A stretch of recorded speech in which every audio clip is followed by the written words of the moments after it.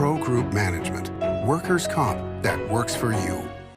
A guilty plea is announced in the case of the deadly Alpine Motel Apartments fire. We have the details. Thanks for joining us on 7 at 7 tonight. I'm Lena Bleets.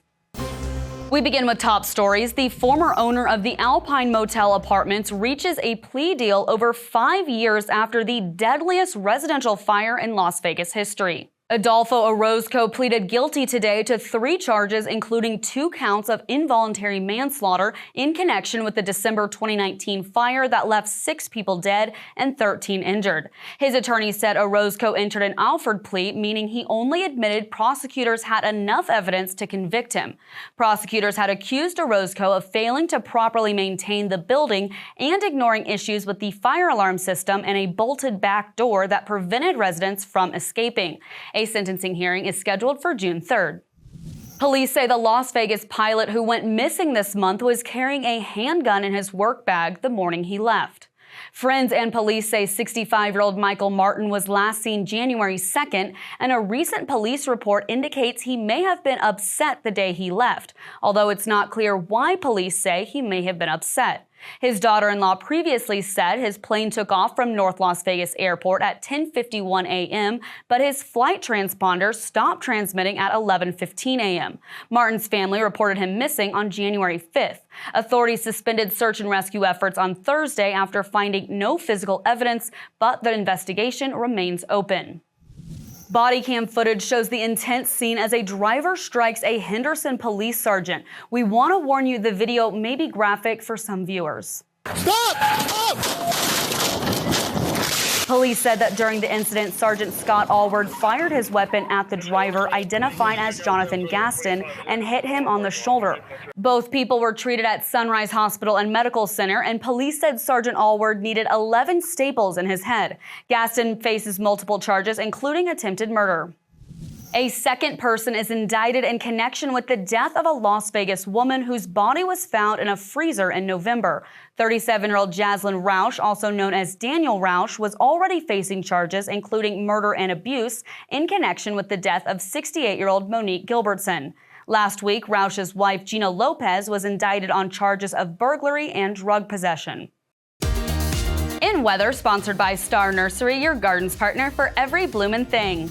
Heading into the weekend with temperatures dropping into the 30s tonight, reaching an overnight low of 37 degrees by 6 a.m. This weekend we have sunny skies with highs in the upper 50s and lows in the low 30s. Taking a look at next week, starting out with highs in the low to mid 50s and lows cooling down to the upper 20s on Monday and Tuesday. By midweek, it'll be a little warmer with highs in the mid to upper 50s and lows back above freezing in the mid 30s.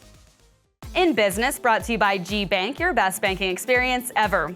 A new retail, entertainment, and dining complex plans to open its doors on the Strip this spring. Anaya Collins gives us a preview.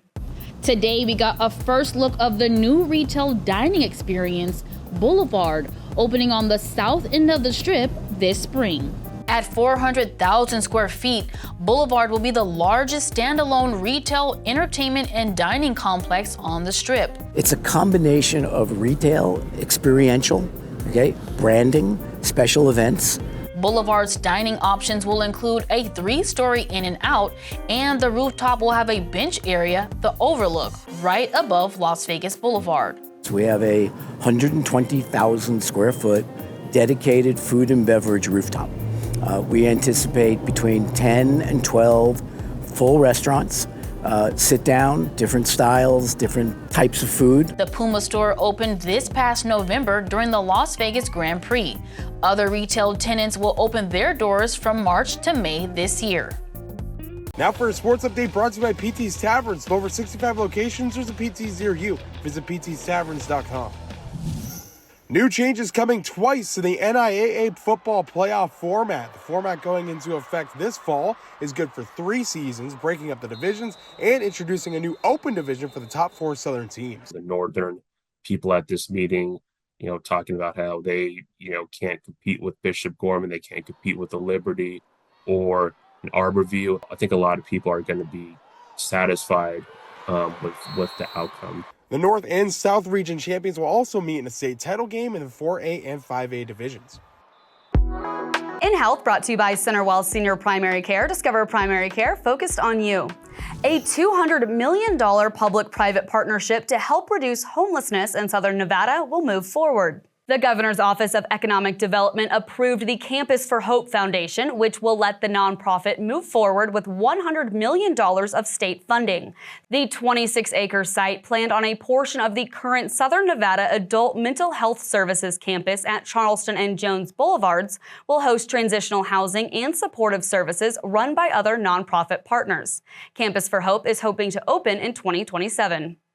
Vegas Nation, brought to you by Station Casinos, STN Sports. Download the app today. Raiders minority owner Tom Brady announced that he intends to fulfill his 10-year contract broadcasting for Fox Sports. Our own Vinny Bonsignor discusses how Tom Brady has brought an allure to the Raiders head coach and general manager positions. Just because you ask for permission to talk to somebody through per an interview doesn't mean that they're going to sit down and talk to you. When that invitation was first put out there were people in the NFL who were telling me, I'm not quite sure that Ben Johnson's going to accept that. He did sit down with him, and now he's the front runner for the job. And that speaks to the influence that Tom Brady is going to have. I think is vital. Sports betting brought to you by the Las Vegas Paiute Tribal Smoke and Cigar Shop. The Westgate Superbook has posted odds on the TGL matches and the league championship, aka the SoFi Cup. The Atlanta Drive Golf Club is a -115 favorite over the New York Golf Club in Tuesday's match. The Los Angeles Golf Club is the +275 favorite to win the TGL title, followed by Boston Common Golf and the Bay Golf Club at 4-1.